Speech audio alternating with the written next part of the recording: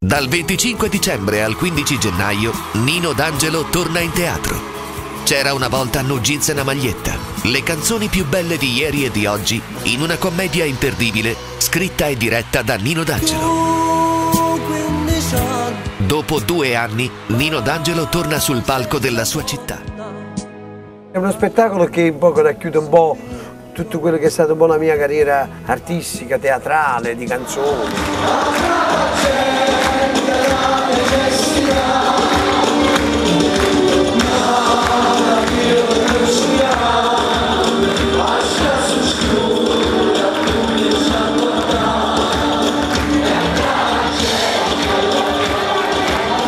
Spettacolo alla Nino D'Angelo, un po' Cuore Pazzo, un po' D'Angelo Cantabruno, un po' la sceneggiata, ma un po' di tutto questo.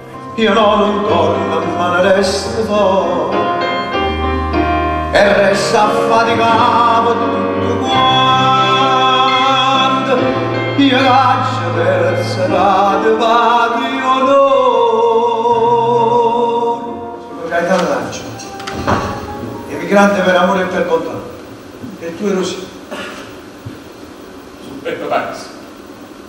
E poi ci sono le canzoni degli anni '80 che hanno fatto sognare a tante persone, specialmente quelle che mi seguivano. Tu jeans e una maglietta, una faccia a quel sapone,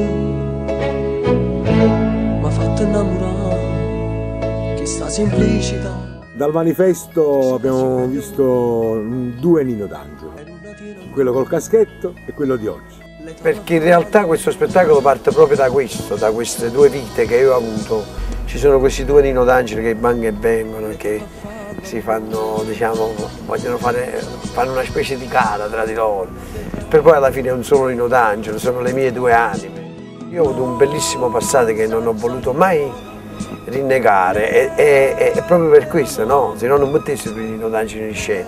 Però un bellissimo presente che mi piace continuare, quindi vorrei che da questo spettacolo uscisse fuori questo lato. Naturalmente si parte da Napoli per poi andare a Roma. Partiamo da Napoli, poi facciamo la provincia, poi andiamo a Roma, andiamo a Milano, andiamo a Torino, insomma giriamo un po' con questo spettacolo. Forse andremo anche all'estero, siamo in contatto. Per info e prenotazioni 081 54 99 688 o www.greenticket.it. Vi aspetto al Teatro Bellini dal 25 al 15 gennaio. Non mancate, c'era una volta un jeans e una maglietta con Nino D'Angelo e la sua compagnia.